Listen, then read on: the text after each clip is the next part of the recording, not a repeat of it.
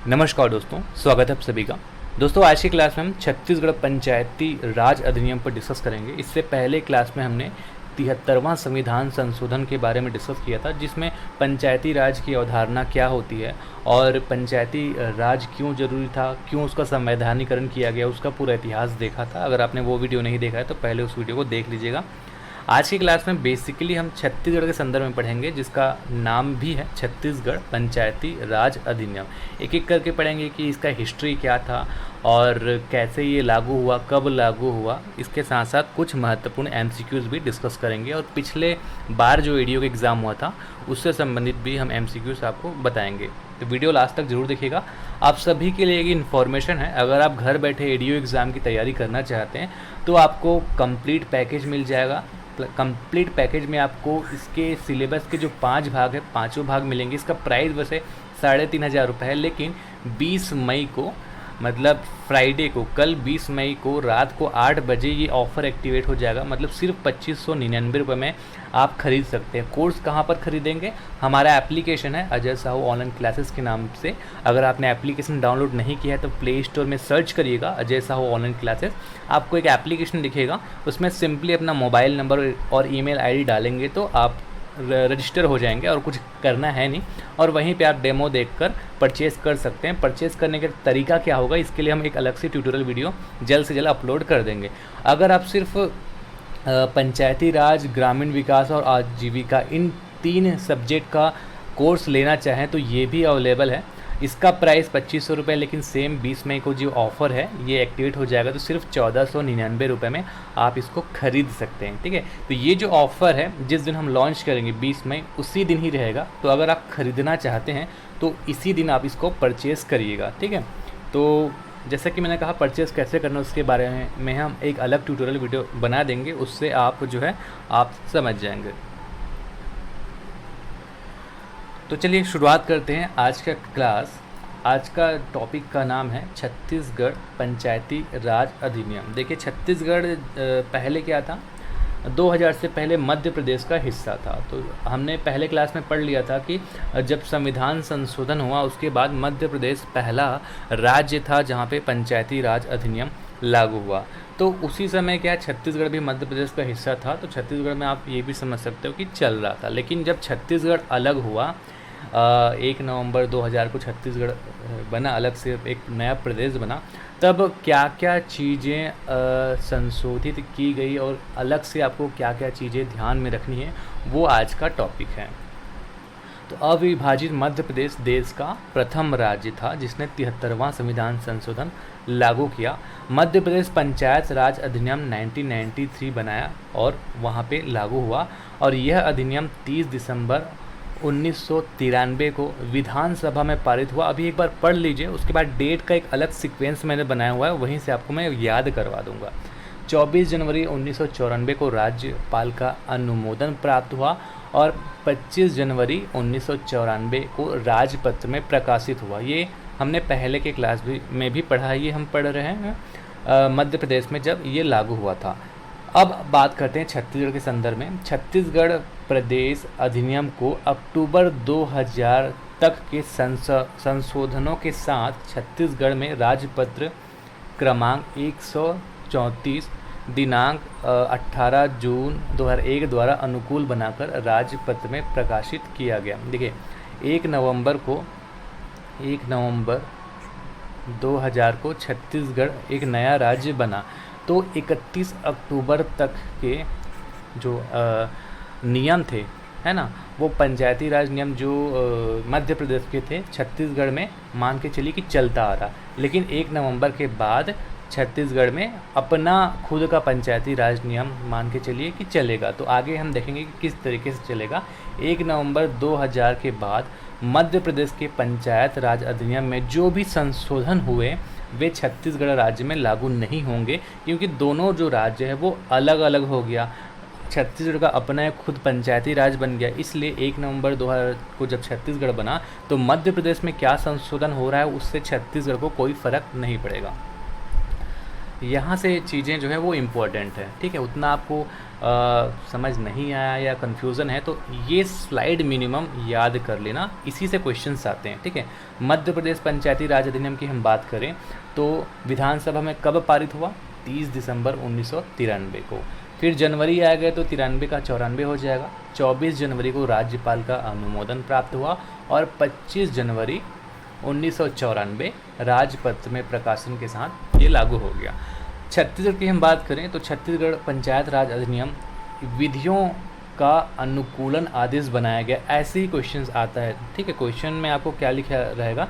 छत्तीसगढ़ पंचायती राज अधिनियम का विधियों का अनुकूलन आदेश कौन सी तिथि में या कब बनाया गया, ठीक है। तो विधियों का अनुकूलन मतलब मध्य प्रदेश में जो भी बना रहा होगा अब छत्तीसगढ़ में लागू करना है तो अपने अनुकूलित आदेश बनाया, मतलब अपने हिसाब से पंचायती राज अधिनियम में जो भी चेंजेस करना हुआ उसको आप समझ लीजिए विधियों का अनुकूलन। तो ये कब बना? 7 जून 2001 को विधियों का अनुकूलन आदेश राजपत्र में प्रकाशित कब हुआ? 14 जून 2001 को। और छत्तीसगढ़ में ये लागू कब हो गया? 1 नवंबर को, ठीक है। तो ये जो डेट है वो आप याद रखिएगा। छत्तीसगढ़ पंचायती राज अधिनियम अगर आप देखेंगे तो इसमें कितने अध्याय हैं? टोटल 15 अध्याय। यहाँ से क्वेश्चन डायरेक्ट पूछे जाते हैं, इसलिए आप इसको ध्यान रखिए। टोटल 15 अध्याय है और हर अध्याय के अंदर कुछ धाराएँ होती हैं। आगे मैं आपको पूरा दिखाऊंगा कि कितने धाराएँ के अंदर क्या क्या, कितने अध्याय के अंदर क्या क्या धाराएं हैं। तो आपको क्या यहीं से एक डायरेक्ट क्वेश्चन ये आ जाता है कि छत्तीसगढ़ पंचायती राज अधिनियम में कितने धाराएं हैं, तो आपको याद रखना है 15। सॉरी, कितने अध्याय हैं तो आपको याद रखना है 15। कितने धाराएं हैं तो आपको याद रखना है 132। और कितनी अनुसूचियां हैं तो आपको याद रखना है 4, ठीक है। छत्तीसगढ़ पंचायती राज अधिनियम में टोटल 15 अध्याय है, 132 धाराएँ हैं और 4 अनुसूचियाँ हैं। अब इन धाराओं के क्या क्या नाम हैं और अध्यायों के क्या क्या नाम हैं ये हम एक बार पढ़ लेते हैं। उसके बाद एक एक धाराओं को हम लोग देखेंगे अच्छे से, और इसमें क्या क्या इम्पोर्टेंट है और क्या क्या सबसे ज़्यादा पूछे जाते हैं उसका स्पेशली मैं और डिटेल से बताऊंगा। और प्रीवियस ईयर के जो भी क्वेश्चन जिस टाइप के पूछे गए हैं उसका एक प्रूफ भी दिखा दूंगा कि किस टाइप से क्वेश्चन पूछता है और क्या चीज़ आपको पढ़ना है, ठीक है। तो नाम है छत्तीसगढ़ पंचायत राज अधिनियम 1993, धारा एवं विषय। अध्याय 1 का नाम है प्रारंभिक। कोई भी धारा 1, अब कोई भी नियम कानून पढ़ोगे तो उस धारा 1 एकदम से आप याद रख सकते हो कि उसमें उसका नाम और विस्तार के बारे में ही बताया जाता है। धारा 1 आपको एकदम रटने की ज़रूरत नहीं है। हमेशा कोई भी कानून आप पढ़ेंगे तो उसमें कोई भी अधिनियम आप पढ़ेंगे तो धारा 1 में मतलब उस अधिनियम का क्या नाम होगा, उसका विस्तार कहाँ तक रहेगा और वो कब से प्रारंभ होगा, इसके बारे में लिखा रहता है। तो इसका नाम जो है धारा 1 में क्या बताया गया? छत्तीसगढ़ पंचायती राज अधिनियम 1993 बताया गया। इसका विस्तार बताया गया संपूर्ण छत्तीसगढ़ में, और ये आपको याद रखना है कि इसका विस्तार संपूर्ण छत्तीसगढ़ में, ऐसा भी क्वेश्चन आ सकता है, ठीक है। अब धारा 1 के बारे में हम और आगे डिटेल से पढ़ेंगे। अभी एक बार नाम मैं आपको फटाफट बता देता हूँ, और चाहो तो आप ये PDF तो आपको मिलेगा ही, तो उस PDF से भी आप एक बार अपने हिसाब से सारे धाराएं, अध्याय वगैरह आप पढ़ सकते हो, ठीक है। तो मैं अभी फटाफट जो इम्पोर्टेंट है उसके बारे में बता देता हूँ, सिर्फ नाम, क्योंकि 132 के 132 बताऊँगा तो आप भूल जाओगे। एक एक करके हम डिटेल जब पढ़ेंगे तब उसके अंदर की जो चीज़ें पूछी जाती है वो आपको समझ आएगा, ठीक है। तो फिलहाल मैं अभी हाईलाइट ये कर देता हूँ कि मिनिमम इन सारे धाराओं का डायरेक्ट नाम भी आप याद रख लेना, और डायरेक्ट नाम भी याद नहीं होगा तो क्या है, कई बार हम MCQs प्रैक्टिस करते जाते हैं, बार बार पढ़ते जाते हैं तो चीज़ें याद हो जाती हैं। तो घबराना नहीं, आप पढ़ते जाना, बस सब कुछ याद रहेगा और क्वेश्चन जरूर बनेगा, ठीक है। अध्याय 2 का नाम है ग्राम सभा, ये आप याद रखना, बहुत इंपॉर्टेंट है। इसके अंतर्गत क्या है, धारा 3 में ग्राम के संबंध में अधिसूचना, ये बहुत इंपॉर्टेंट है। जब इसका मैं डिटेल पढ़ाऊंगा तो हम वहाँ पे देखेंगे कि ग्राम के संबंध में अधिसूचना क्या होता है। राज्यपाल के पास पावर होता है, राज्यपाल अगर चाहे तो किसी ग्राम या ग्राम समूह को ग्राम सभा घोषित कर सकता है, तो ये धारा 3 के तहत करता है राज्यपाल, ठीक है। आगे हम जब धारा 3 का डिटेल में आपको पढ़ाऊँगा तो उसमें आपको बताते जाऊँगा, ठीक है। तो ऐसी धारा 4 में है मतदाता, ग्राम की मतदाता सूची। अब यहाँ पे मैं थोड़ा इम्पोर्टेंट को जल्दी से हाईलाइट करके आपको बताता हूँ। धारा 6 में ग्राम सभा का सम्मिलन, मतलब ग्राम सभा का जो बैठक है उसके बारे में बताया गया है कि बैठक कब होगा, कहाँ होगा, क्या एजेंडा होगा, फलाना फलाना सब कुछ इसमें मिलता है। ठीक है। अब अध्याय 3 का नाम है पंचायतों की स्थापना। तो धारा 8 में है पंचायतों का गठन, धारा 9 में है पंचायतों की अवधि। उसी तरीके से आप देखते जाएंगे तो बहुत सारी धारा हैं। धारा 14 में मत देने तथा अभ्यर्थी होने की अर्हता, मतलब मत देने का अधिकार किसको होगा और अभ्यर्थी कौन हो सकते हैं, ये सब रहता है। उसी तरीके से यहाँ पे बहुत सारी धारा हैं। ये धारा 20, 21 और 21 का बहुत ही इम्पोर्टेंट है, इसके बारे में हम और डिटेल पढ़ेंगे। अभी आप नाम देख लीजिए। धारा 20 में प्रथम सम्मेलन और पदावधि, मतलब ग्राम पंचायत का प्रथम सम्मेलन कब होगा और उसकी जो पदावधि है वो कब तक चलेगी, धारा 20 में बताया गया।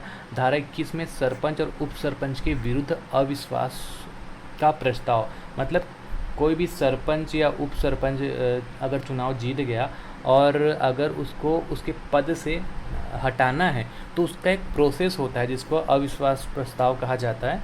इसका डिटेल मैं आपको और आगे बताऊंगा। फिलहाल आप याद रखेंगे कि धारा 21 में सरपंच और उप सरपंच के विरुद्ध अविश्वास का प्रस्ताव, और धारा 21 क में है ग्राम पंचायत के पदाधिकारियों का वापस बुलाया जाना। देखिए 21 के तहत आप सरपंच और उस सरपंच को अविश्वास प्रस्ताव के थ्रू उसके पद से हटा सकते हैं, लेकिन उसके पदाधिकारियां हो गए या फिर पंच वगैरह हो गए तो आप किसके तहत करोगे, धारा 21 का के तहत वापस बुलाना। मतलब ऐसा नहीं कि पद से वो निकल गया फिर वह वापस पद के लिए बुला रहे हो, वापस बुलाना का मतलब उसको पद से निकालना ही है ना। तो ये जब हम डिटेल पढ़ते जाएंगे तो वो क्लियर होते जाएगा।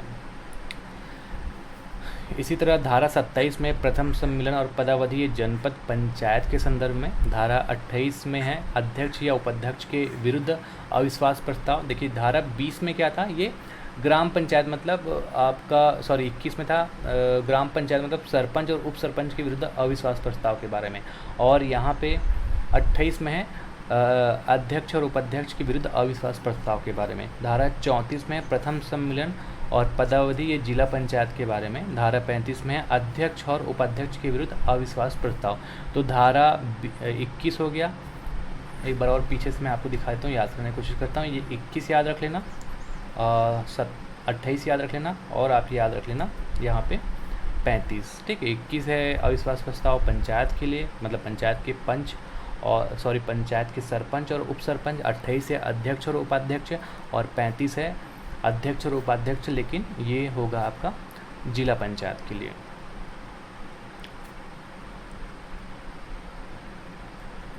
आगे बढ़ते हैं। धारा 39 में पंचायत के पदधारी का निलंबन, कि उसको निलंबित कैसे किया जाए। धारा 40 में पंचायत के पदधारी का हटाया जाना। 41 में एक से अधिक पद का धारण करने का वर्जन, एक से अधिक पद किस स्थिति में धारण नहीं किया जा सकता वो सब बताया गया है। फिर अध्याय 4 का नाम है निर्वाचन का संचालन। धारा 42 याद करिएगा, इसमें राज्य निर्वाचन आयोग की शक्तियाँ इसमें बताई गई है।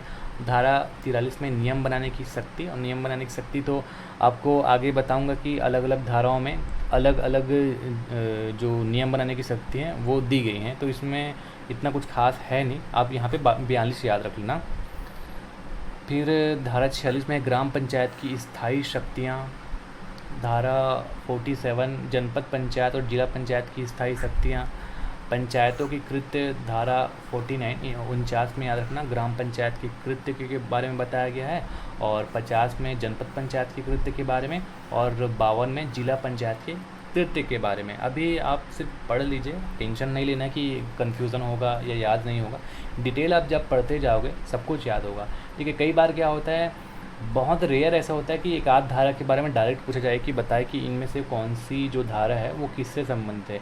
याद हो जाएगा, बन जाएगा, लेकिन वो उस टाइप के क्वेश्चन एक आध दो ही आते हैं, लेकिन धारा के अंदर जो नियम कानून होते हैं उससे संबंधित क्वेश्चंस ज़्यादा आते हैं। तो आप दिमाग में ज़्यादा जोर मत डालिएगा, सब कुछ बनेगा, और अंदर जब हम पढ़ते जाएंगे धारा के अंदर डिटेल से, तब आपका क्वेश्चन बनेगा, और MCQs जब प्रैक्टिस करेंगे तब आपको कॉन्फिडेंस आएगा। धारा 57 में मार्गों का नामकरण करने तथा भवनों का क्रमांक डालने की शक्ति। धारा 58 में बाज़ारों या मेलों का विनियमन। फिर अध्याय 6 का में कॉलोनी निर्माण। इसमें कुछ खास है नहीं, आगे बढ़ते हैं।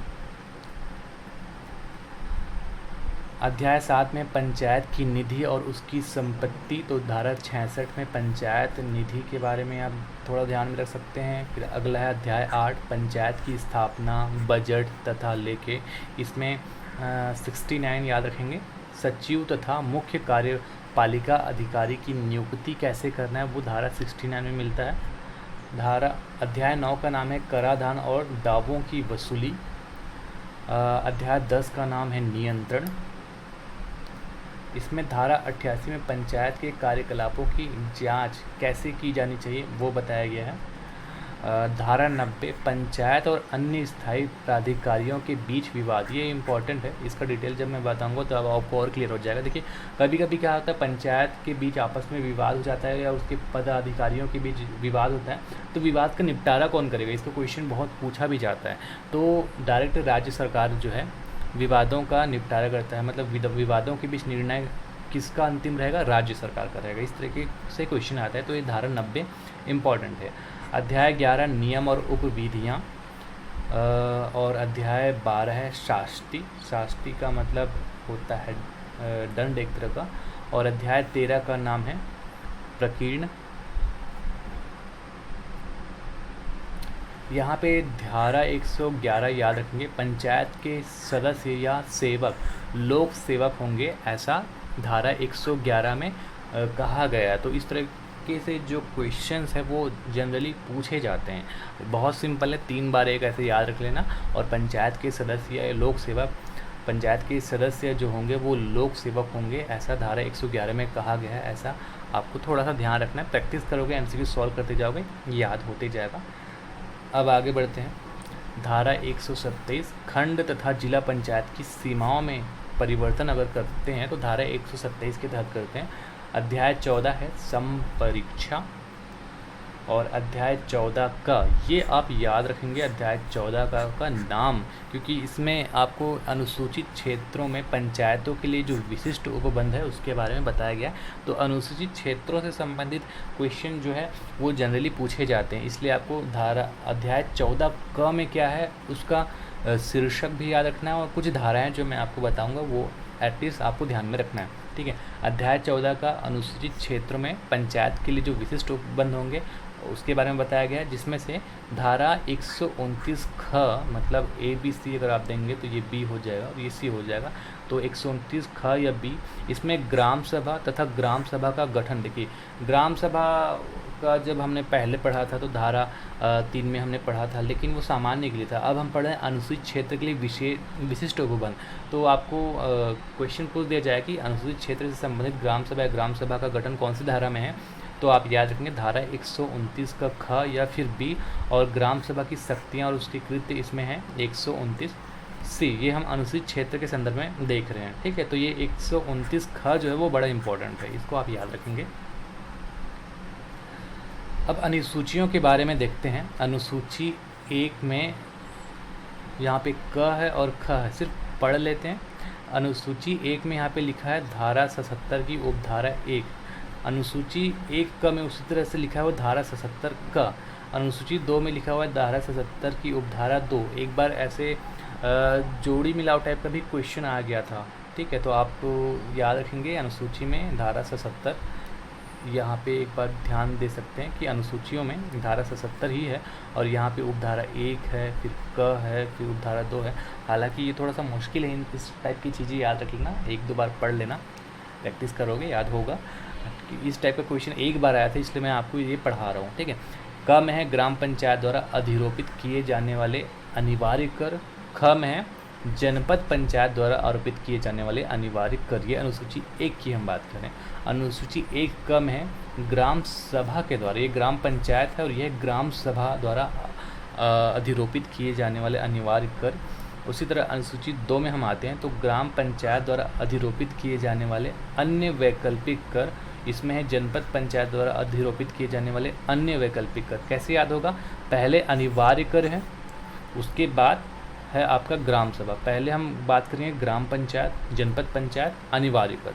उसके बाद हम बात करेंगे ग्राम सभा, अनिवार्य कर। उसके बाद हम बात करेंगे अनुसूची 2 में वैकल्पिक कर और फीस पहले ग्राम पंचायत, उसके बाद वैकल्पिक कर और फीस जनपद पंचायत, फिर वही है कि ग्राम सभा के बारे में बात करेंगे, उसके बाद ग्राम सभा द्वारा अधिरोपित वैकल्पिक कर और फीस। तो ये अनुसूची 2 का क आ जाएगा, जहाँ भी क है वो ग्राम सभा से संबंधित है, ऐसा भी याद रखेंगे, याद हो जाएगा, ठीक है। फिर अनुसूची 3 में है आपका ग्राम पंचायत द्वारा फीस संग्रहण का कार्य ठेके पर दिया जाना, और अनुसूची 4 में पंचायतों को दिए गए जो 29 कार्य है उसके बारे में विवरण मिलता है। तो ये 4 अनुसूची है। अनुसूचियों की संख्या अगर डायरेक्ट पूछ दिया जाए, एक बार आपको रिवीजन करा देता हूँ, याद रखेंगे। अनुसूची की जो संख्या 4 है, अध्याय है आपका 15 और धारा है 132। तो अभी तक हमने क्या किया, एक ओवरव्यू पढ़ा। अब हम डिटेल से पढ़ेंगे एक एक चीज़ों के बारे में। सबसे पहले हम देखते हैं अध्याय 1, नाम है प्रारंभिक। जैसा धारा 1 के बारे में बताया था मैंने कि कहीं भी उठा लो आप धारा 1 में, किसी भी अधिनियम का नाम, विस्तार, प्रारंभ यही रहता है। तो धारा 1 की उपधारा 1 में क्या लिखा हुआ है, इस अधिनियम का संक्षिप्त नाम छत्तीसगढ़ पंचायत राज अधिनियम 1993 है, ठीक है। यहाँ से लेकर यहाँ तक स्पेशली जो हाईलाइट किया गया है वो पूरा आपको एक लाइन में याद रखना है, छत्तीसगढ़ पंचायत राज अधिनियम, और ये डेट ये भी इसके नाम के साथ जुड़ा हुआ है, छत्तीसगढ़ पंचायत राज अधिनियम 1993, ये इस अधिनियम का नाम है। और इसकी उपधारा 2 में, धारा 1 की उपधारा 2 में साफ साफ लिखा हुआ है कि इसका विस्तार जो है वो संपूर्ण छत्तीसगढ़ पर है। तो ये जो 1-2 पॉइंट है वो बहुत ही इम्पॉर्टेंट है धारा 1 का। उपधारा 1 में लिखा हुआ है इसका नाम, और इसमें 2 में क्या लिखा हुआ है, इसका विस्तार कहाँ तक है। अब धारा 2 में आते हैं। धारा 2 में कभी भी आप देखेंगे तो परिभाषाओं का वर्णन होता है, ठीक है। किसी भी अधिनियम को जब हम बनाते हैं तो उसमें क्या है, बहुत सारे शब्द लिखे होते हैं। अगर उस शब्द का मतलब नहीं पता है, या फिर किसी को कन्फ्यूज़न है, या किसी को कन्फ्यूज़न ना हो, उसके लिए क्या है, धारा 2 में हमेशा उन शब्दों की व्याख्या की जाती है कि अगर आप कोई अधिनियम पढ़ें तो अगर किसी शब्द के बारे में आपको कन्फ्यूज़न हो तो धारा 2 में जाइए और शब्दों की परिभाषा को समझिए। तो धारा 2 में जो भी इम्पॉर्टेंट शब्द हैं उनके जो व्याख्या दी गई है, मतलब परिभाषाएं दी गई हैं, उनको हम समझते हैं, और परिभाषाएं भी एग्ज़ाम में पूछी जाती है, ये आप याद रखेंगे, ठीक। तो पहले खंड के बारे में देख लेते हैं। खंड से अभिप्रेत। अभिप्रेत का मतलब आप समझ लीजिए, अभिप्रेत का मतलब ही होता है उसका मतलब, ठीक है। मतलब खंड का अर्थ, जैसे यहाँ पे अभिप्रेत की जगह अर्थ भी लिखा होता है तो आपको समझने में आसानी होती है। क्या अधिनियम या कानून में कुछ हार्ड टाइप के शब्द होते हैं, इसलिए थोड़ा कठिन लगता है, लेकिन अगर हम अच्छे से समझें तो ये सरल होता है और इसके क्वेश्चंस बन जाते हैं अगर कॉन्सेप्ट क्लियर हो तो खंड का अर्थ है किसी जिले का ऐसा क्षेत्र जिसे राज्य सरकार, देखिए पावर किसके पास है, राज्य सरकार, धारा 10 की उपधारा 2 के अधीन खंड घोषित करे, ठीक है। तो धारा 10 की उपधारा 2 के अधीन राज्य सरकार चाहे तो किसी जिला के किसी क्षेत्र को खंड, जिसको हम विकास खंड भी कह देते हैं, घोषित कर सकता है। तो खंड का मतलब एक बार और बता देता हूँ, किसी जिले का ऐसा क्षेत्र जिसको राज्य सरकार खंड घोषित करता है, किस धारा के तहत, धारा 10 की उपधारा 2 के तहत, ठीक है। उसी तरीके से हम आते हैं जिला। जिला से अभिप्रेत राज्य सरकार द्वारा इस अधिनियम के प्रयोजनों के लिए जिले के रूप में अधिसूचित कोई जिला, और इसके अंतर्गत इस प्रकार अधिसूचित एक या अधिक राजस्व जिला आते हैं, ठीक है। तो ये राजस्व शब्द भी आप याद रख लेना, जिला राज्य सरकार द्वारा अधिसूचित कोई जिला है और इसके अंतर्गत राजस्व जिला भी आता है। उसके बाद है एक निर्वाचन। निर्वाचन का मतलब इस अधिनियम से क्या है, पंचायत के किसी स्थान को भरने के लिए जो चुनाव करवाते हैं, जो निर्वाचन कराते हैं, जैसे कि सरपंच चुनना, पंच चुनना, तो यही जो निर्वाचन है उसका अर्थ है कि पंचायत के स्थानों को भरने के लिए होने वाला चुनाव को निर्वाचन कहा गया है। फिर अगला है ग्राम पंचायत। ग्राम पंचायत से अभिप्रेत है धारा 10 की उपधारा 1 के अधीन स्थापित कोई ग्राम पंचायत। तो इसको हम रिवीजन करते हैं। धारा 10(1) इसमें है ग्राम पंचायत, ठीक है, राज्य सरकार ग्राम पंचायत। घोषित कर सकता है। धारा 10(2) में है आपका खंड। उसी तरीके से धारा 10(3) में आप देखेंगे, आगे आप देखेंगे जिला पंचायत के बारे में, ठीक है। तो धारा 10(1) के तहत यहाँ पे देखेंगे ग्राम पंचायत से अभिप्रेत है धारा 10(1) की उपधारा के अधीन स्थापित कोई ग्राम पंचायत, ठीक है। तो ग्राम पंचायत धारा 10(1) के तहत स्थापित होता है, राज्य सरकार करता है।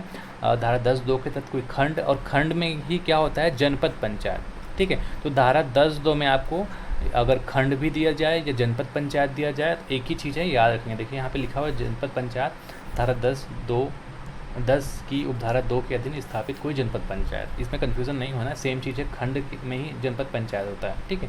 क्या है, गाँव में होता है ग्राम पंचायत, खंड में होता है जनपद पंचायत, और जिला में होता है जिला पंचायत, तो वही चीज़ है। ग्राम सभा क्या है? ग्राम सभा से अभिप्रेत ग्राम पंचायत के भीतर संविष्ट किसी राजस्व ग्राम या वन, इसको स्पेशली याद रखिए, ग्राम सभा में राजस्व ग्राम या वन भी आता है, से संबंधित निर्वाचन नामावलियों में रजिस्ट्रीकृत व्यक्तियों से मिलकर बनने वाला कोई निकाय। यहाँ पे याद रखने वाला एक राजस्व ग्राम और वन है, और यहाँ पे है निर्वाचन नामावलियों में रजिस्ट्रीकृत व्यक्ति। इसका मतलब ये होता है, ग्राम सभा का मतलब किसी भी ग्राम पंचायत के अंतर्गत, ठीक है, उस क्षेत्र में रहने वाले जितने भी वयस्क मताधिकार व्यक्ति हैं जिसका मतदाता सूची में नाम हो, वो सब ग्राम सभा के सदस्य होते हैं। और उन सब से मिलने वाली जो सभा है उसको आप समझिए वो ग्राम सभा है। तो ग्राम सभा से अभिप्रेत ग्राम पंचायत क्षेत्र के भीतर संविष्ट राजस्व ग्राम हो गया या वन हो गया के अंतर्गत जितने भी वयस्क लोगों से मिलकर, जिसका मतदाता सूची में नाम है, मिलकर बनने वाला जो निकाय होता है उसको हम कहते हैं ग्राम सभा। फिर अगला है सदस्य। तो सदस्य का मतलब इस अधिनियम में क्या क्या है? ग्राम पंचायत का कोई पंच, जनपद पंचायत का कोई सदस्य, या जिला पंचायत का कोई सदस्य, ठीक है। सदस्य का मतलब ये होता है, सदस्य का ही चुनाव क्या होता है, प्रत्यक्ष होता है, डायरेक्ट होता है। जैसे ग्राम पंचायत में क्या होता है, पंच होता है, उसके अलावा सरपंच और उप सरपंच होता है। तो ग्राम पंचायत में खैर तीनों प्रत्यक्ष उप सरपंच के छोड़ दोनों प्रत्यक्ष चुनाव से मैं यहाँ पे कर ही देता हूँ ताकि आप कंफ्यूज ना हो। ग्राम में होता है आपका पंच, सरपंच और उप सरपंच। आपका जनपद में हो गया सदस्य और हो गया अध्यक्ष, और जिला में हो गया आपका सेम सदस्य और अध्यक्ष, ठीक। यहाँ पे एक उपाध्यक्ष भी होता है, वैसे यहाँ पे भी उपाध्यक्ष भी होता है। तो इसमें सदस्य किसको कहा गया है? एक तो ये जो जनपद सदस्य हो गया, जिला सदस्य हो गया, ये हो गया सदस्य जिसको हम प्रत्यक्ष चुनते हैं। यहाँ पे भी आपको याद रखना है कि ग्राम पंचायत में पंच को सदस्य कहा गया है जिसको हम प्रत्यक्ष चुनते हैं। ग्राम पंचायत में सरपंच को प्रत्यक्ष चुना जाता है और उप सरपंच को अप्रत्यक्ष है। इसी तरीके से यहाँ आप देखेंगे तो यहाँ अध्यक्ष उपाध्यक्ष दोनों को अप्रत्यक्ष चुना जाता है। अब हम यहाँ पे बात करें सदस्य, तो इस दोनों में तो सदस्य शब्द लिखा हुआ है, कन्फ्यूज नहीं होगा, लेकिन ग्राम पंचायत में पंचों को सदस्य कहा गया है। अगला है घृणोत्पादक पदार्थ। घृणोत्पादक पदार्थ इसमें क्या क्या कहा गया है? पशुओं के शव, गोबर, कचरा, मलमूत्र आदि या सड़े हुए पदार्थ, किसी भी प्रकार की गंदगी को घृणोत्पादक पदार्थ इस अधिनियम में परिभाषित किया गया है। पदधारी क्या है? पदधारी से अभिप्रेत ग्राम पंचायत का कोई पंच हो गया, सरपंच हो गया, उप सरपंच हो गया, जनपद पंचायत का कोई सदस्य, अध्यक्ष या उपाध्यक्ष होगा। उस तरह जिला पंचायत का कोई सदस्य, अध्यक्ष या उपाध्यक्ष, कोई भी जो पद धारण किया हुआ हो वो होता है पदधारी। पंचायत से क्या अर्थ है? कोई ग्राम पंचायत, जनपद पंचायत या जिला पंचायत, सबको इस अधिनियम में पंचायत कह दिए गए। तो पंचायत का अर्थ अगर आपको पूछा जाए तो सिर्फ ग्राम पंचायत मत लेना, ग्राम पंचायत, जनपद पंचायत, जिला पंचायत, ये पंचायत का अर्थ इस अधिनियम में बताया गया है। पंचायत क्षेत्र का अर्थ देखिए, इस अधिनियम के अधीन स्थापित किसी पंचायत का प्रादेशिक क्षेत्र, जो राज्य सरकार बताएगा पंचायत का प्रादेशिक क्षेत्र जो क्या होगा वो पंचायत क्षेत्र है। ये इतना इम्पोर्टेंट है नहीं, नाम से भी आप समझ जाओगे पंचायत का क्षेत्र पंचायत क्षेत्र है। फिर आता है अनुसूचित क्षेत्र, ये महत्वपूर्ण है। भारत के संविधान के 244 के खंड 1 में निर्दिष्ट अधिसूचित क्षेत्र को अधिसूचित क्षेत्र कहा गया है। अनुच्छेद 244(1) याद रख लेना, इसके तहत ही अनुसूचित क्षेत्र घोषित किया जाता है। ठीक है, भारत के संविधान के अनुच्छेद 244(1) के जो निर्दिष्ट अनुसूचित क्षेत्र है वो है अनुसूचित क्षेत्र। उसके बाद आता है राज्य निर्वाचन आयोग, ये मैंने पहले क्लास में भी पढ़ाया था। राज्यपाल द्वारा संविधान के अनुच्छेद 243 के ट के अधीन ये बनाया जाता है। तो राज्य निर्वाचन आयोग मैंने क्या याद करवाया था अनुच्छेद ट्रिक के माध्यम से आपको, अनुच्छेद 243 के का मतलब होता है चुनाव कराना, क से के ऐसे मैंने ट्रिक बताया था। तो ये ट है, उसको आप इंग्लिश में अगर आप याद करो तो ये है के। ठीक है, तो राज्य निर्वाचन आयोग में आप याद रख लेंगे अनुच्छेद 243 के तहत राज्य निर्वाचन आयोग का गठन राज्यपाल कर सकता है।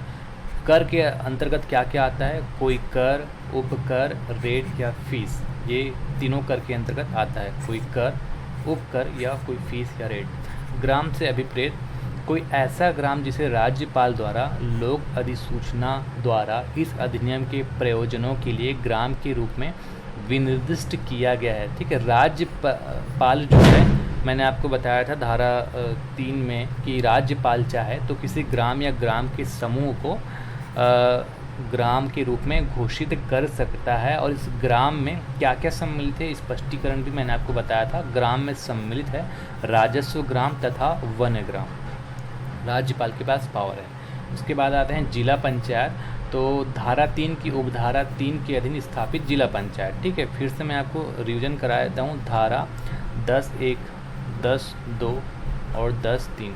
10(1) में ग्राम पंचायत, इसमें जनपद पंचायत और इसमें जिला पंचायत। इसी तरीके से ही याद होगा जब बार बार आप कंपेयर करते जाएंगे। ठीक है, तो जिला पंचायत धारा 10 की उपधारा 3 के अधीन स्थापित कोई जिला पंचायत को जिला पंचायत बताया गया। तो ये हो गया जो अध्याय 1 और 2 के बारे में डिस्कस किया। अब थोड़ा आगे बढ़ते हैं। पंचायत राज अधिनियम के जो मुख्य उद्देश्य थे उसके बारे में देखते हैं, और जो शासन की जो इकाई है उसका सीक्वेंस क्या होता है, सबसे छोटी इकाई क्या है, और वर्तमान में कितने छत्तीसगढ़ में जो इकाइयां हैं वो हम देखेंगे।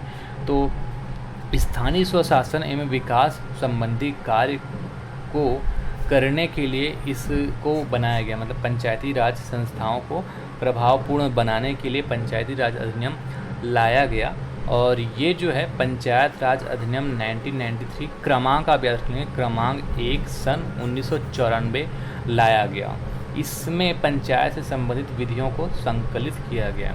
तो इसमें सिर्फ पंचायत राज अधिनियम 1993 क्रमांक 1 सन 1994 इसको ही एक बार याद रख लेना। इससे संबंधित क्वेश्चन पूछ दिया जाए तो क्रमांक क्या था, सन क्या था। सीक्वेंस आप सबको पता है, स्थानीय स्वशासन का जिला स्तर पर होता है जिला पंचायत, सबसे ऊपर ये हो गया। उसके नीचे विकास खंड स्तर पर होता है जनपद पंचायत, विकास खंड को कहीं कहीं खंड भी लिख दिया जाता है। और ग्राम स्तर पर ग्राम पंचायत हो गया। और शासन की जो स्थानीय स्वशासन की जो सबसे छोटी इकाई, डायरेक्ट कभी कभी क्वेश्चन पूछा जाता है, वो होता है ग्राम सभा। ठीक है, स्थानीय स्वशासन की सबसे छोटी इकाई ग्राम सभा के कौन कौन सदस्य होते हैं, उस ग्राम पंचायत के जितने भी वयस्क मताधिकारी है जिसका मतदाता सूची में नाम अंकित है वो सभी ग्राम सभा के सदस्य होते हैं। और उन सदस्यों से जो मिलकर जो सभा बनता है उसको ग्राम सभा कहते हैं। और ये जो है स्वशासन की सबसे छोटी इकाई होती है।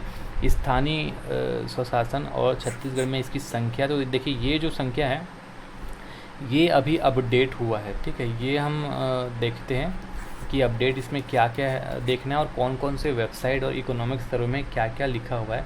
तो अभी हाल ही में जो इकोनॉमिक सर्वे आया है इसके बारे में हम पढ़ते हैं। इस लिंक को आप चाहे तो PDF में क्लिक करके इस इकोनॉमिक सर्वे का PDF डाउनलोड कर सकते हैं। तो इसके इकोनॉमिक सर्वे जो भी हाल ही में आया उसके हिसाब से अगर हम बात करें तो यहाँ पे साफ साफ लिखा हुआ है, मैंने डायरेक्ट ही स्क्रीनशॉट करके अटैच किया हुआ है, इसको मैंने टाइप भी नहीं किया हुआ है, डायरेक्ट अटैच किया हुआ है क्योंकि कन्फ्यूज़न ना हो। अलग अलग वेबसाइट और अलग अलग जगह चीज़ें अलग अलग हैं, तो कंपेयर करके हम उसको समझने की कोशिश करें और क्या सही हो सकता है उसको समझने की कोशिश करें। इसलिए मैंने सबका प्रॉपर वेबसाइट भी दिया हुआ है, ठीक है। ये इसका प्रॉपर वेबसाइट, इसमें आप क्लिक करोगे या देख के टाइप भी करोगे तो खुल जाएगा। ये ऑफिशियल वेबसाइट है और ये ऑफिशियल इकोनॉमिक सर्वे का PDF आप चाहे तो डाउनलोड कर सकते हैं। तो पहले हम बात करते हैं CG इकोनॉमिक सर्वे 2021-22 में क्या लिखा हुआ है। लिखा हुआ है कि वर्तमान में प्रदेश में 28 जिला पंचायत हैं, 146 जनपद पंचायत हैं तथा जनगणना 2021 के अनुसार 10,971 ग्राम पंचायत, ठीक है। तो ये जनगणना 2011 के अनुसार है, सॉरी मैंने शायद 21 बोल दिया, जनगणना 2011 के अनुसार ये सब बातें कही गई हैं तथा 20,126 ग्राम है। लेकिन पंचायत विभाग 2019-20 के अनुसार इसमें स्पेशली और बताया गया है कि 11,664 ग्राम पंचायतें 20,225 ग्राम स्थापित हैं, ये ऐसा लिखा हुआ है। तो ये सेम चीज़ जो है आपका CG गवर्नमेंट के ये वाला जो ऑफिशियल साइट है यहाँ पे लिखा हुआ है कि जिला 28 है, गांव है आपका 20,619, इसमें ज़्यादा लिखा हुआ है तो, और गांव खैर शायद ही पूछा जाए। ग्राम पंचायत यहाँ पे सेम लिखा हुआ है 11,664। तो ये जो चीज़ है वो यहाँ पे लिखा हुआ है, ठीक है। लेकिन आगे और लिखा हुआ है किंतु छत्तीसगढ़ शासन द्वारा नवीन नगरीय क्षेत्रों की स्थापना उपरांत कुल ग्राम पंचायत की संख्या 11,651 तथा ग्रामों की संख्या 20,234 है। अब ये इकोनॉमिक सर्वे में लिखा हुआ है लेकिन वेबसाइट में ये लिखा हुआ है और कई जगह बुक में अगर आप देखोगे तो यही डेटा जो है आपको देखने को मिल रहा है। तो आप चाहें तो इसको 11,664 और 11,651 इन दोनों में से अगर कोई ऑप्शन आए तो उसको सेलेक्ट कर लेना। दोनों तो एक साथ आएगा नहीं, कोई भी एक डेटा ही आएगा, है ना। तो 11,664 भी आप याद रख सकते हैं क्योंकि यही ज़्यादातर लिखा हुआ है ग्राम पंचायत की संख्या। और ज़िला में जो है 28 याद रखना, पहले 27 था लेकिन फ़िलहाल तो सब जगह 28 लिखा हुआ है ऑफिशियली। मैं किसी बुक की बात नहीं कर रहा हूँ, देखिए बुक में कुछ भी लिखा जा सकता है और कहीं से भी कुछ भी अपना अपडेट दे दिए, क्या लिंक था क्या सोर्स था वो पता नहीं रहता। इसलिए मैंने डायरेक्ट, अगर आप एनालिसिस करना चाहो तो भी कर सकते हो, मैंने डायरेक्ट चीज़ें अटैच यहाँ पे कर दी हैं। जिला 28 यहाँ पे लिखा हुआ है, लेकिन नगरीय निकाय की बात करें तो यहाँ दोनों में अलग अलग लिखा हुआ था, इसलिए इसको भी हम देख लेते हैं। इसमें कुल नगर निगम लिखा हुआ है 14, ये अच्छी बात है, दोनों में 14 हो गया, ठीक है। नगर पालिका परिषद यहाँ पे 43 दिख रहा है। अब यहाँ पे कुल नगर पंचायत 113 दिख रहा है और यहाँ पे 112 दिख रहा है, और नगरीय निकाय की कुल संख्या 169 दिख रहा है यहाँ पे, और यहाँ पे दिख रहा है 170। तो यहाँ पे जैसे ये 113 है और ये 112 है तो शायद बढ़ गया होगा, तो ये वाला डेटा हो सकता है सही हो। तो आप चाहें तो इसको याद रख सकते हैं, इसमें तो कोई दिक्कत नहीं है। 14 है, इसमें भी कोई दिक्कत नहीं। 43 है, नगर निगम 14, नगर पालिका परिषद 43 और नगर पंचायत की संख्या 113 अगर होता है तो छत्तीसगढ़ में कुल निकाय 170। ये अपने हिसाब से और एक बार एनालिसिस आप कर लीजिएगा। अब आगे बढ़ते हैं। राज्य सरकार की विधायनी शक्तियाँ क्या क्या है उस पर हम एक बार गौर करते हैं।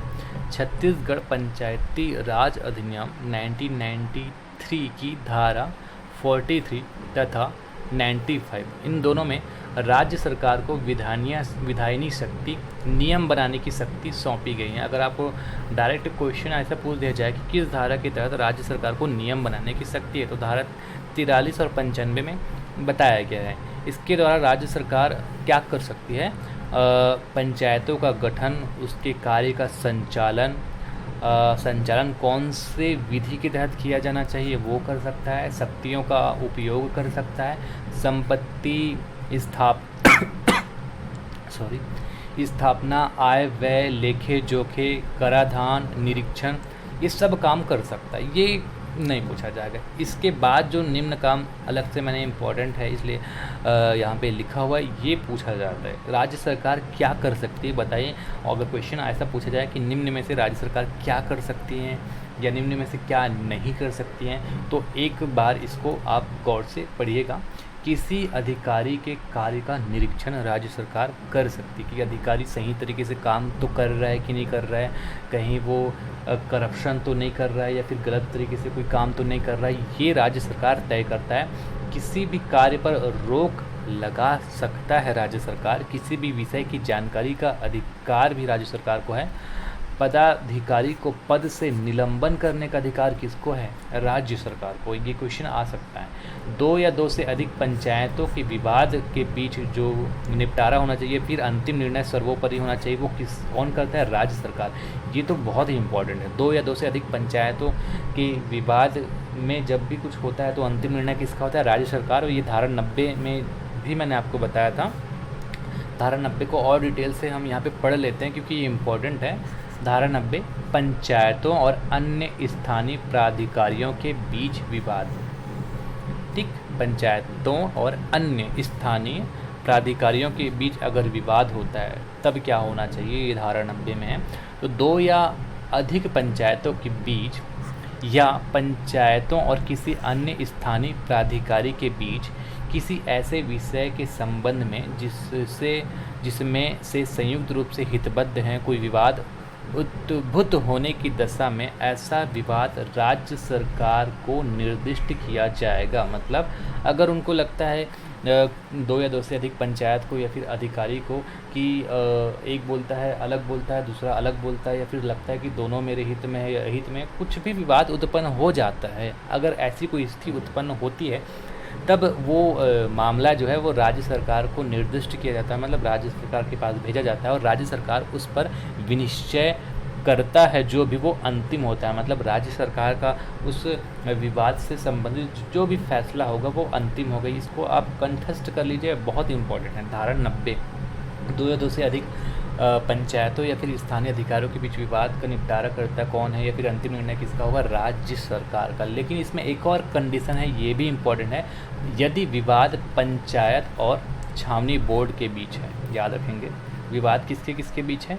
पंचायत और छावनी बोर्ड के बीच है। तो राज्य सरकार का विनिश्चय किसके अनुमोदन के अधीन रहेगा? केंद्र सरकार के अनुमोदन के अधीन रहेगा। मतलब ये है कि अगर पंचायत और छावनी बोर्ड के बीच विवाद हो जाता है तो केंद्र सरकार के अनुमोदन के अधीन राज्य सरकार निर्णय करेगा। मतलब इसमें केंद्र सरकार एक स्पेशली याद रख लेना कि इसमें वो अपना पक्ष रख सकता है या फिर अनुमोदन कर सकता है। याद रखेंगे, पंचायत और छावनी बोर्ड के बीच अगर दिक्कत होता है तो राज्य सरकार निर्णय तो लेगा लेकिन केंद्र सरकार के अनुमोदन पर। ठीक, आगे बढ़ते हैं। अगला है ग्राम की घोषणा। किस आधार पर ग्राम की घोषणा की जाती है? ये भी बहुत इम्पोर्टेंट है। जो सेक्शन इम्पोर्टेंट ना उसको मैं बहुत ही डिटेल से पढ़ा रहा हूँ, इसको आप गौर करिएगा। 132 से 132 धाराएं में हम ऐसी ये है कि उसमें जो बहुत ज़्यादा इम्पोर्टेंट है उसको हम बहुत डिटेल से पढ़ रहे हैं। बाकी सारे धाराओं को भी हम पढ़ेंगे लेकिन उसको ऊपर पढ़ेंगे क्योंकि उतना इम्पोर्टेंट रहता नहीं, और ना ही आप इतना है कि उसको फालतू में पढ़ के अपना टाइम वेस्ट करोगे और आएगा। ठीक है, मैं सबको पढ़ाऊँगा लेकिन मैं यहाँ पे जिसको बहुत डिटेल से पढ़ाना चाहिए उसको डिटेल से भी पढ़ाऊँगा और MCQs में उसी को प्रैक्टिस भी करवाऊँगा। ग्राम की घोषणा में है धारा 3, ग्राम के संबंध में अधिसूचना। धारा 3 को तो आप एकदम कंठस्थ कर लेना। राज्यपाल कौन करता है? राज्यपाल लोक अधिसूचना के द्वारा किसी ग्राम या ग्राम के समूह को ग्राम के रूप में विनिर्दिष्ट मतलब घोषित कर सकता है। तो राज्यपाल के पास पावर है धारा 3 के तहत, वो अधिसूचना के द्वारा किसी भी गांव या गांव के समूह को ग्राम सभा घोषित करता है। ठीक, प्रत्येक खंड के ग्राम को वार्डों में बांटा जाएगा। जो ग्राम बनाया जाएगा उसको और अलग खंड मतलब विभाजित किया जाएगा वार्डों में, तथा वार्ड की जो संख्या जिस भाग में जैसे जितने भाग में बांटा जाएगा वो जनसंख्या लगभग बराबर रखी जाएगी। सपोज़ किसी गांव की संख्या है 1000 है ना, और उसको बांट रहे हैं 10 वार्ड में, तो हर एक वार्ड में कितने जनसंख्या होना चाहिए? 100 करोगे 10 बार तो हो जाएगा 1000। तो इसका कहने का ये मतलब है कि वार्डों को जब बांटा जाएगा तो लगभग समान जनसंख्या के हिसाब से बांटा जाएगा, ये इसका नियम है। प्रत्येक ग्राम के लिए ग्राम सभा होगी।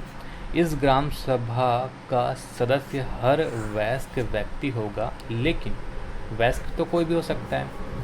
उसका नाम मतदाता सूची में होना चाहिए, उस गांव का वो मतदाता होना चाहिए, ठीक है। देखिए कोई बाहर से भी आके रह सकता है, हो सकता है उसका मतदाता सूची किसी अन्य गांव में, तो वो ग्राम सभा का सदस्य नहीं रह पाएगा। या फिर कोई वयस्क तो है लेकिन उसका नाम मतदाता सूची में जोड़ा ही नहीं गया है, तो वो भी ग्राम सभा का सदस्य नहीं माना जाएगा। आपको इसमें स्पेशली याद रखना है कि ग्राम सभा का सदस्य वयस्क होगा जिसका नाम मतदाता सूची में होगा, ठीक है। आगे बढ़ते हैं। ग्राम सभा जो होगी वो स्वशासन की सबसे छोटी इकाई होगी और इसी को पंचायत बहुत सारे कार्यभार सौंपती है, जैसे ग्राम पंचायत के कार्यों की समीक्षा, सामाजिक मूल्यांकन, सलाह देने, आय व्यय को जानने जैसे अधिकार ग्राम सभा को देकर ग्राम पंचायत ग्राम सभा को सशक्त बनाती है। ग्राम पंचायत के प्रत्येक वार्ड में एक पंच होता है। तो जैसे पूरे ग्राम पंचायत के लिए एक सरपंच होता है, उसी तरीके से एक वार्ड के लिए एक पंच होता है। ग्राम पंचायत का वार्ड में विभाजन किस तरीके से किया जाता है, इसका क्या रूल है, ये आपको डिटेल से बताऊंगा। धारा 12 आपको याद रखना है, धारा 12 है ग्राम पंचायतों का वार्डों में विभाजन। प्रत्येक ग्राम पंचायत को 10 से अन्यून वार्डों में जैसा कलेक्टर अवधारित करे विभाजित किया जाएगा। इसका ये मतलब है कि प्रत्येक गांव को 10 से अन्यून मतलब कम से कम 10 वार्ड में बांटा जाना चाहिए, जैसा कलेक्टर बताए, है ना। और प्रत्येक वार्ड एक सदस्यीय वार्ड होगा, मतलब एक सदस्यीय वार्ड होगा। अगर वार्ड में कोई भी पंच एक से ज़्यादा वार्ड में खड़ा नहीं हो सकता, एक सदस्यीय वार्ड होता है। परंतु जहाँ ग्राम पंचायत क्षेत्र की जनसंख्या 1000 से अधिक है, अगर कोई बड़ा गांव है उसकी जनसंख्या 1000 से अधिक है, तो वहाँ उसे ऐसी रीति में वार्डों की विभाजित किया जाएगा जिसमें वार्डों की कुल संख्या 20 से अधिक ना हो। जैसे ये कम से कम 10 वार्ड होने चाहिए अगर छोटे गांव है, तो बड़ा गांव 1000 से ज़्यादा जनसंख्या है तो ये जो वार्ड जो बढ़कर है अधिक से अधिक 20 भी जा सकता है, ठीक है। तो कम से कम 10, अधिक से अधिक 20, ऐसा ये नियम है जिसमें लिखा हुआ है। प्रत्येक वार्ड की जनसंख्या यथासत्य एक जैसी होनी चाहिए। जैसे मैंने आपको बताया कि 1000 की जनसंख्या है, 10 वार्ड में बांटा जा रहा है, तो हर वार्ड में 100 हो गया अगर, तो जनसंख्या बराबर हो गया। मतलब प्रत्येक वार्ड की जो जनसंख्या है वो एक जैसी होना चाहिए। ऐसा नहीं कि किसी वार्ड में 100 है, किसी वार्ड में 10 आदमी को ही रखे हो। हर वार्ड की संख्या लगभग बराबर होनी चाहिए। 99 और 101 वो चल जाएगा, लगभग बराबर होनी चाहिए। क्योंकि कई बार क्या है, गाँव में जो परिवार है, फैमिली है, पारा है, मोहल्ला है, वो ऐसा डिस्ट्रीब्यूट हो जाता है कि थोड़ा बहुत एकदम एग्जैक्ट नहीं होता, कम ज़्यादा हो जाता है, लेकिन एकदम से असमानता नहीं होना चाहिए। किसी का 50, किसी का 200, ऐसा नहीं होना चाहिए। पंच एक या अधिक निर्वाचन क्षेत्रों का प्रतिनिधित्व नहीं करेगा। जैसा कि मैंने आपको बताया कि कोई भी एक निर्वाचन क्षेत्र में ही एक पंच आ सकता है, वो एक से अधिक क्षेत्र के लिए प्रतिनिधित्व नहीं कर सकता।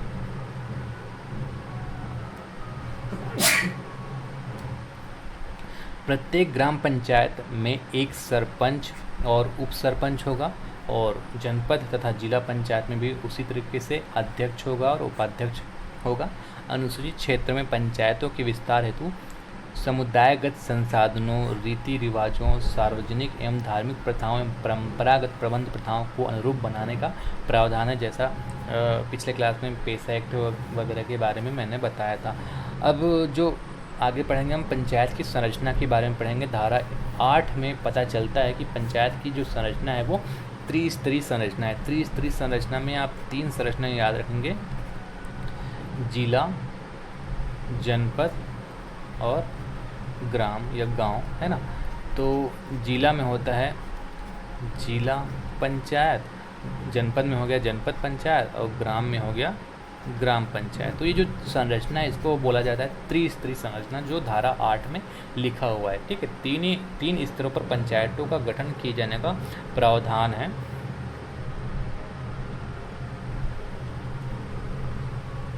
इसको जैसे आप जनपद में कंफ्यूज हो जाएंगे ना, तो यहाँ पे विकास खंड याद रख लेना है, खंड याद रखना है। यहाँ पे लिखा हुआ है ग्राम के लिए ग्राम पंचायत, खंड के लिए जनपद पंचायत और जिले के लिए जिला पंचायत।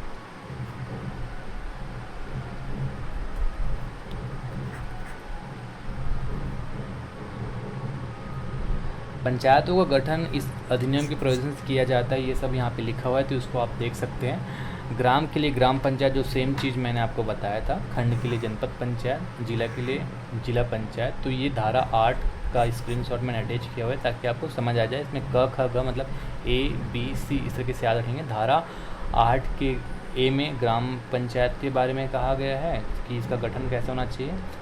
धारा 8 के बी में खंड के लिए और धारा 8 के सी में जिला के लिए। फिर अगला है चुनाव आयोग का गठन।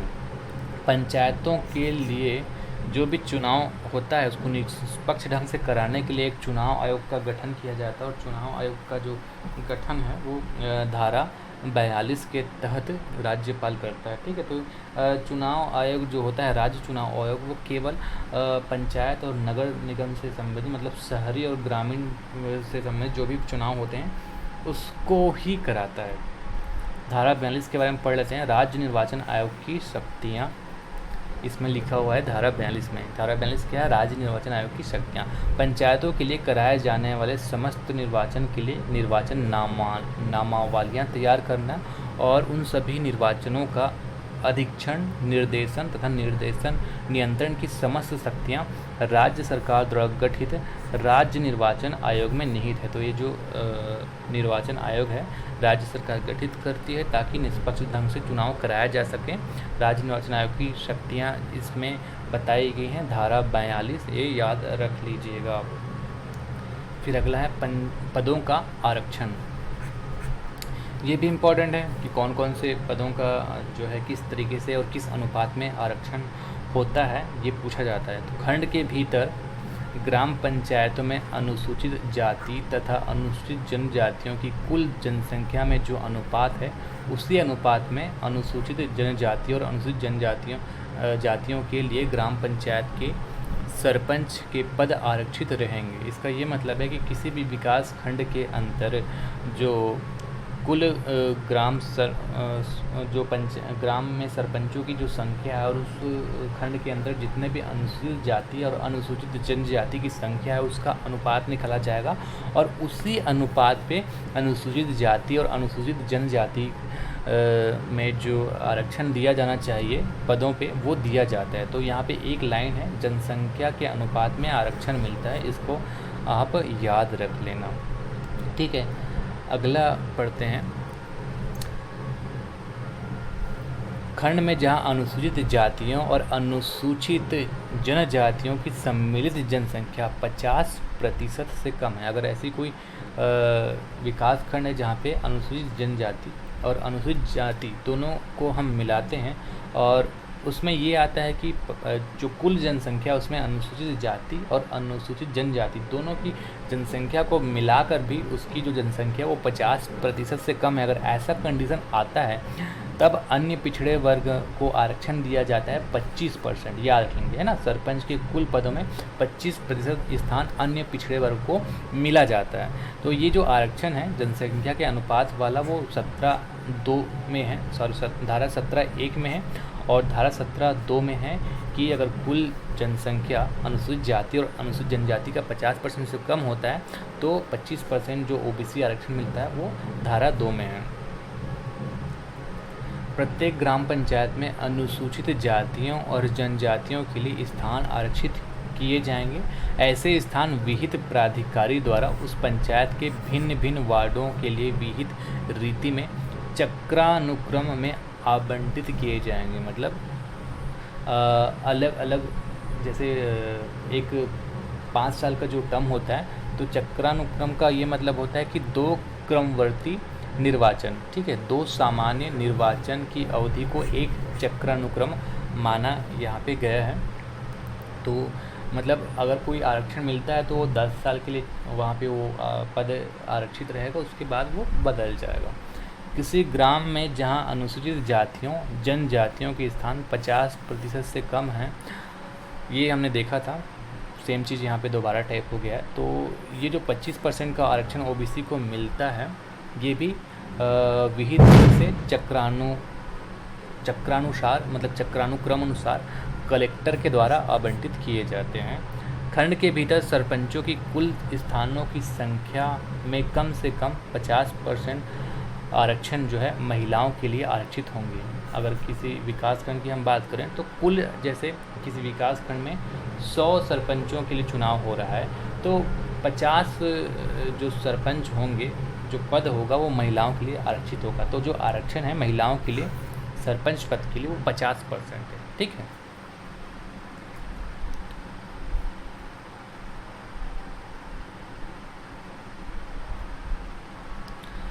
एक और कंडीशन है, यदि किसी ग्राम में अनुसूचित जाति या अनुसूचित जनजाति या फिर अन्य पिछड़े वर्ग की जनसंख्या नहीं है, तो ये जो आरक्षण है वो अपवर्जित मतलब नहीं रहता, क्योंकि जनसंख्या है ही नहीं तो आरक्षण का मतलब ही नहीं है। ग्राम पंचायत का सरपंच यदि, एक और कंडीशन है आरक्षण में, ग्राम पंचायत का सरपंच यदि अनुसूचित जाति, अनुसूचित जनजाति या अन्य पिछड़ा वर्ग का नहीं है, तो उप सरपंच जो बनता है वो अनुसूचित जाति, जनजाति या फिर अन्य पिछड़े वर्ग का ही बनेगा। ये धारा 17 के 6 में लिखा हुआ है। आप याद रखेंगे, यदि सरपंच का पद आरक्षित नहीं है, मतलब ST SC या OBC सरपंच नहीं है, तो उप सरपंच ST SC OBC को ही बनाना पड़ेगा।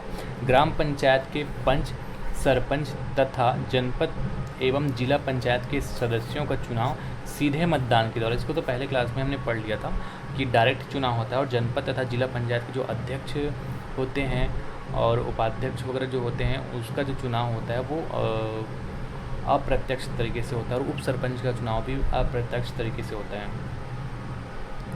यदि सरपंच या उप सरपंच लोकसभा, विधानसभा या राज्यसभा का सदस्य अथवा सहकारी समिति का उपसभापति या सभापति हो जाता है, तो उस कंडीशन में सरपंच अथवा उप सरपंच के पद पर वो नहीं रह पाएगा। ये कुछ ऐसे पद हैं जो लाभ का पद हो जाता है, मतलब आपको पद त्यागना पड़ेगा। पदाधिकारी के लिए निर्योग्यता, ये धारा 36 में है। पंचायत के पदाधिकारी होने के लिए निरर्हता है, मतलब अयोग्यता क्या क्या है वो हम देखते हैं।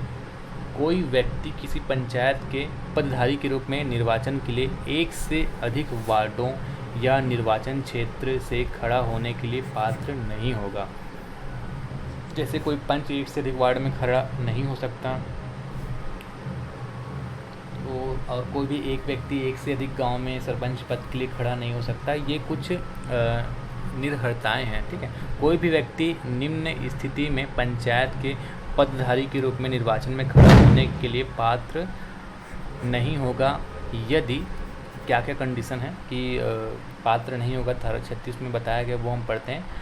साक्षर नहीं है, लेकिन 30 वर्ष के से कम आयु के लिए, अगर कोई 30 साल से कम है तो उसको पढ़ा लिखा होना चाहिए, और अगर अनपढ़ है तो 30 साल से अधिक होना चाहिए। ठीक है। और उसमें साक्षर होने पर मिनिमम कितना वर्ष का आयु होना चाहिए? 21 वर्ष का आयु होना ही चाहिए। इसको मैंने क्लास 1 में और डिटेल से पढ़ाया, अगर आपको क्लास 1 आपने देखा है तो अच्छे से समझ आ गया होगा। जिसके निवास परिसर में निर्वाचित होने के बाद 1 वर्ष के बाद जलवाहित शौचालय नहीं है तो भी वो अयोग्य हो जाएगा। पंचायत के किसी भी प्रकार की देनदारी या बकाया बाकी है और मांग किए जाने के 30 दिन के भीतर अगर जमा नहीं किया जाए तो वो अयोग्य हो जाएगा। कि जिसने किसी पंचायत के अथवा शासकीय भूमि या भवन पर अतिक्रमण किया हो, तो ये सब चीज़ें है ना।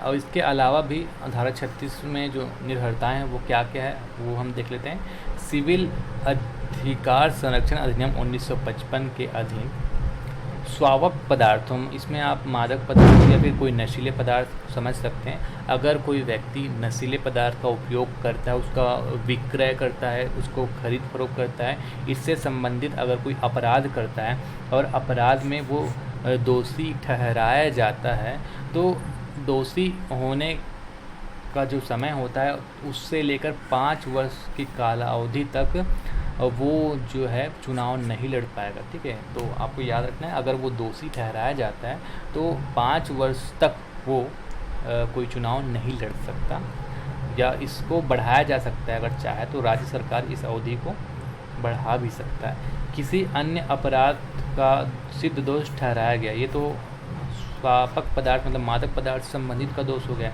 इसके अलावा किसी अन्य अपराध का सिद्ध दोष ठहराया जाता है, इसके साथ साथ यदि कम से कम 6 मास का कारावास दंडित किया गया हो।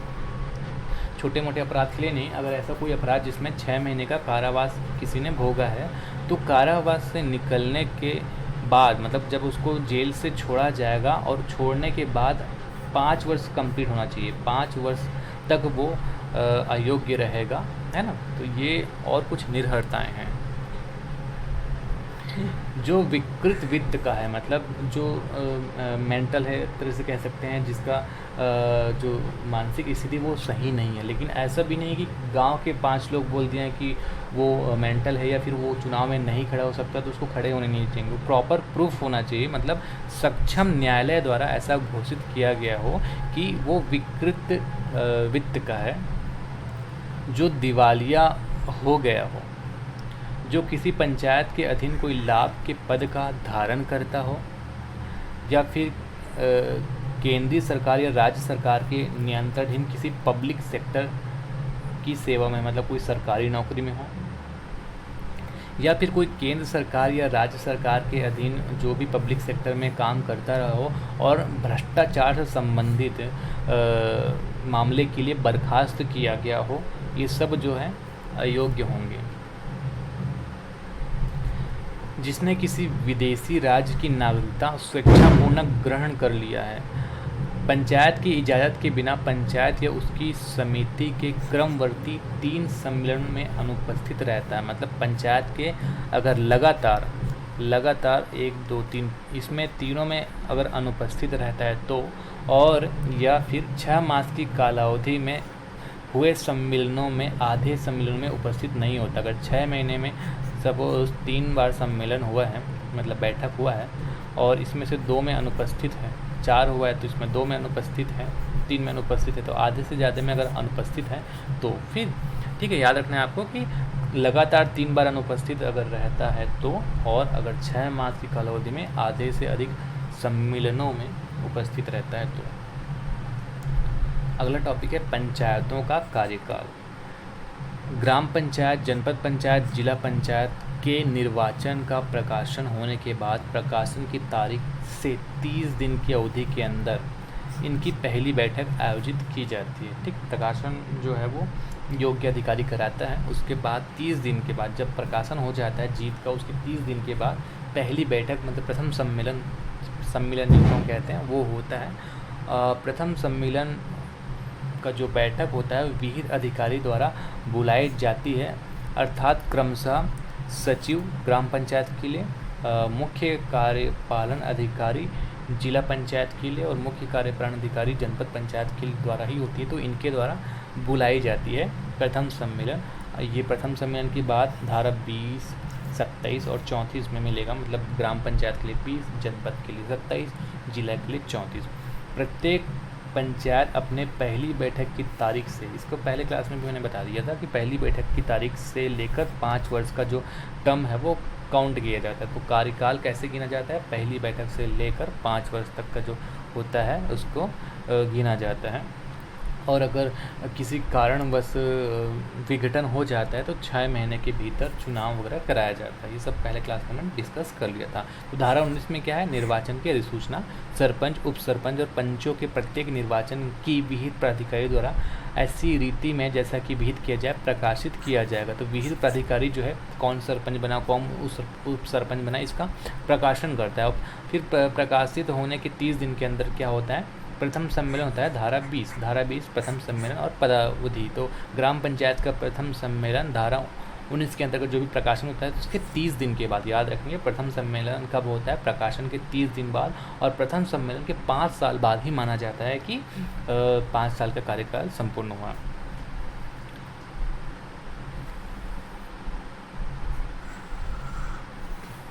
प्रथम सम्मेलन की तारीख से 5 वर्ष के लिए जो पदाधिकारी है वो पद धारण करता है।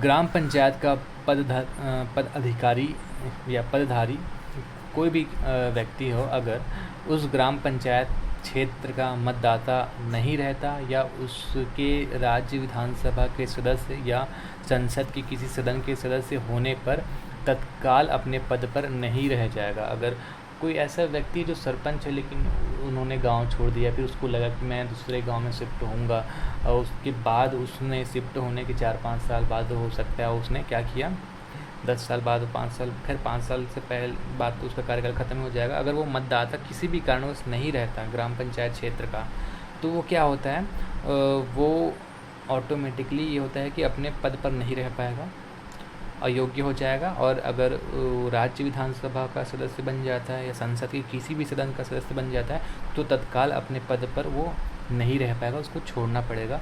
और अगर ऐसा कभी भी कोई पद खाली होता है, जब पंचायत का ऐसा कुछ विघटन हो जाता है, तो 6 माह के दौरान तुरंत चुनाव कराया जाता है। धारा 9 में है पंचायत की अवधि के बारे में। तो प्रत्येक पंचायत, ये बार बार आ रहा है इसलिए याद भी हो जाएगा, प्रथम सम्मेलन के लिए नियत तारीख से 5 वर्ष तक के लिए बनी रहेगी। इस पे सिर्फ हमने ये देखा कि ये जो नियम है धारा 9 में बताया गया। पंचायत की अवधि के बारे में कौन सी धारा में बताया गया, धारा 9 में बताया गया। फिर अगला है पंचायत के कृत्य का निर्धारण। ग्राम पंचायत क्या क्या काम करते हैं, ये जो 29 विषयों के बारे में हमने देखा था, पहले क्लास में देख लिया था। ग्राम पंचायत, जनपद पंचायत तथा जिला पंचायत के द्वारा किए जाने वाले कार्यों को स्पष्ट रूप से विभाजित किया गया है। कौन कौन सी धाराओं में, धारा 49, धारा 50 और धारा 52, ये सब आप पढ़ सकते हैं। तो ग्राम पंचायत में कृत्य याद रख लेंगे। उन कृत्य क्या है, ग्राम पंचायत की कृत्य जो है वो 49 में है, जनपद पंचायत की कृत्य जो 50 में है, और जिला पंचायत की कृत्य जो है वो 52 में है। बस धारा एक बार मन में याद रख लेना, उसमें उतना कुछ डिटेल पढ़ने की आवश्यकता है नहीं। फिर अगला है पंचायत की शक्तियाँ। पंचायतों को सार्वजनिक स्वास्थ्य सुविधाओं और सुरक्षा के मामलों में अतिरिक्त शक्तियाँ प्रदान की गई हैं। इसके अलावा भवन के निर्माण पर नियंत्रण, सार्वजनिक स्थानों पर अतिक्रमण को ख़त्म करना, मार्गों का नामकरण करना, भवनों का क्रमांक डालना, बाजार मेलों का नियमन करना, ये सब शक्तियाँ हैं। और ये जो सब शक्तियाँ धारा 54 से लेकर 60 में पंचायत की शक्तियों के बारे में बताया गया है। फिर अगला है पंचायत में सचिव तथा मुख्य कार्यपालन अधिकारी की नियुक्ति कैसे होती है। पंचायत के तीनों स्तरों पर पंचायत के कार्यों में सहयोग और क्रियान्वयन के लिए पंचायत या पंचायत के समूह के लिए सचिव, देखिए एक पंचायत या फिर एक से अधिक पंचायत के लिए सचिव बनाया जा सकता है। उसी तरह मुख्य कार्यपालन जो अधिकारी है वो एक जनपद या अधिक से जनपद या फिर एक जिले या अधिक जिले के लिए नियुक्त किया जा सकता है। ये धारा 69 में हम पढ़ते हैं। तो धारा 69 एक बार और देख लेते हैं। धारा 69 स्टार्टिंग में भी मैंने आपको बताया था, याद रखना, सचिव तथा मुख्य कार्यपालन अधिकारी की नियुक्ति कैसे होती। तो राज्य सरकार, याद रखेंगे, राज्य सरकार या विहित प्राधिकारी, राज्य सरकार या विहित प्राधिकारी मतलब राज्य सरकार जिसको विहित करता है, राज्य सरकार या विहित प्राधिकारी किसी ग्राम पंचायत के लिए या एक से अधिक ग्राम पंचायत के समूह के लिए एक सचिव नियुक्त करता है। तो सचिव के बारे में आप समझिए, सचिव होता है किसी ग्राम पंचायत के लिए या फिर एक से अधिक ग्राम पंचायत के लिए, ठीक है।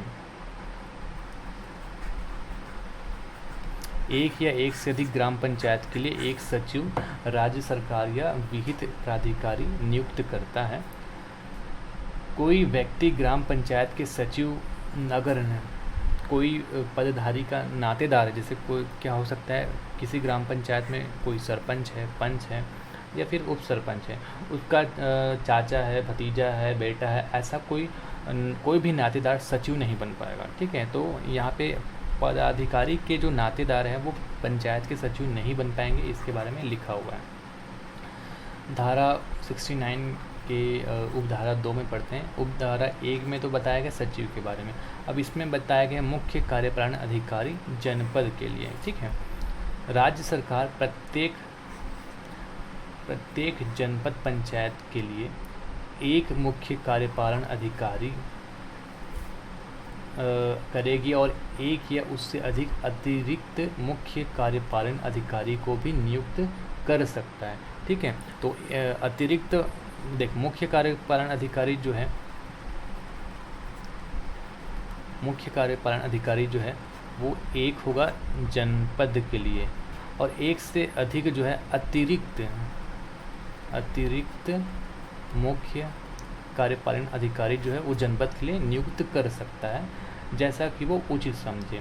उसी तरीके से अगर उपधारा 3 में हम देखेंगे तो राज्य सरकार प्रत्येक जिला पंचायत के लिए एक मुख्य कार्यपालन अधिकारी, देखिए मुख्य कार्यपालन अधिकारी एक है, चाहे वो किसी जनपद के लिए हो या फिर किसी जिला के लिए हो, और एक से अधिक अतिरिक्त मुख्य कार्यपालन अधिकारी या फिर उप मुख्य कार्यपालन अधिकारी तथा कार्यपालन अधिकारी नियुक्त कर सकेगा। ठीक है, तो अतिरिक्त या फिर उप मुख्य कार्यपालन अधिकारी अगर हम बोलें तो एक से अधिक सरकार, राज्य सरकार जैसा भी उचित समझे वो नियुक्त कर सकता है, लेकिन मुख्य कार्यपालन अधिकारी जो होता है वो एक होगा। अतिरिक्त या फिर उप मुख्य एक से अधिक किया जा सकता है जिला के लिए। अब ग्राम पंचायत का चाहे सचिव हो या जनपद पंचायत का मुख्य कार्यपालन अधिकारी हो या फिर जिला पंचायत का मुख्य कार्यपालन अधिकारी है, ये पंचायत के जितने भी अभिलेख होते हैं, अभिलेखों का रख रखाव करने, उनका नियंत्रण करने के लिए इनको ही उत्तरदायी माना जाता है।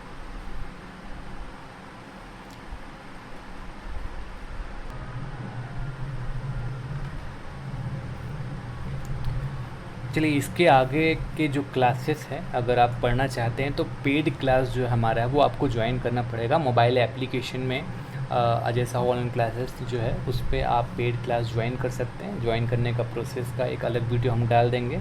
अगर आपको वीडियो अच्छा लगा या कोई भी वीडियो संबंधित चीज़ें हैं तो आप कमेंट बॉक्स में बता सकते हैं। तो आज के लिए बस इतना ही। नमस्कार, धन्यवाद।